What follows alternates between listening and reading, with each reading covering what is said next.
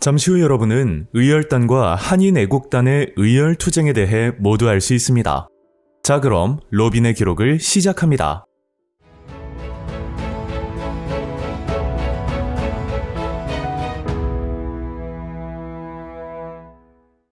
3.1운동 이후 일제 식민 통치에 대항하여 암살, 파괴 등 다양한 형태의 저항운동이 전개되었습니다.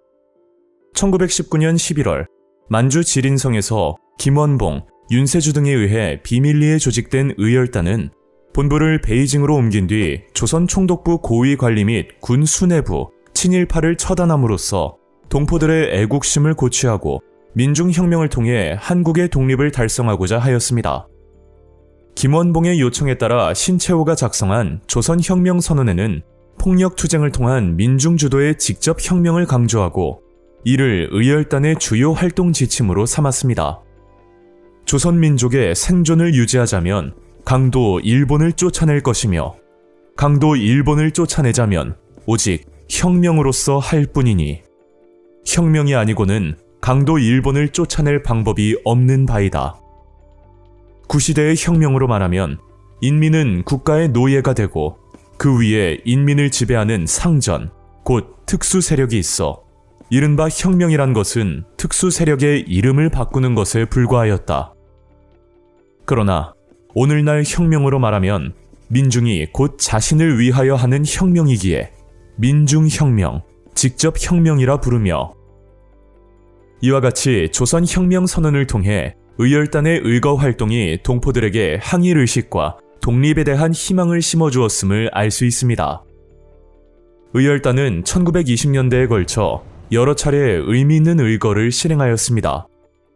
1920년 부산경찰서의 박재혁이, 1921년 조선 총독부의 김익상이, 1923년 종로경찰서의 김상옥이, 1924년 일본 왕궁의 김지섭이, 1926년 동양척식 주식회사의 나석주가 폭탄을 투척하였고 이러한 의거 활동은 일제에 대한 물리적인 피해뿐만 아니라 조선인들의 독립의지와 불굴의 저항정신을 내외에 각인시키는 데 중요한 역할을 하였습니다.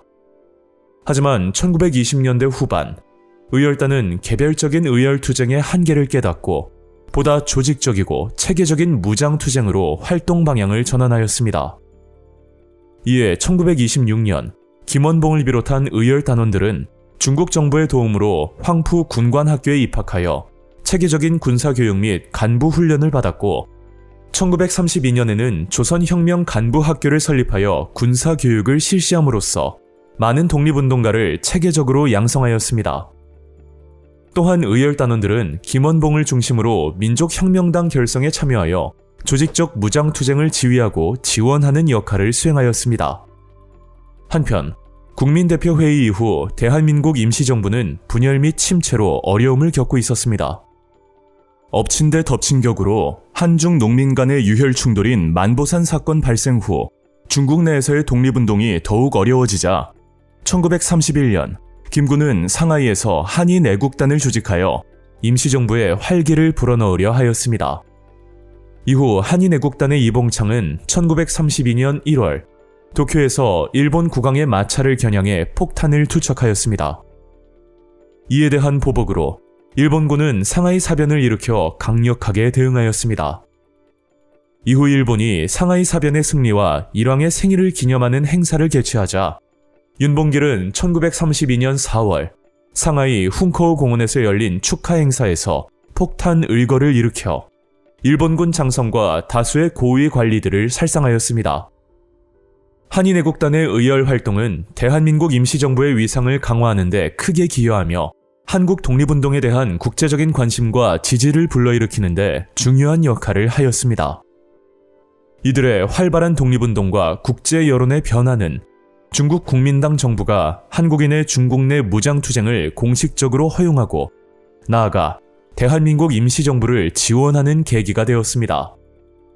이 밖에도 개인적인 의열 활동 역시 여러 차례 일어났습니다.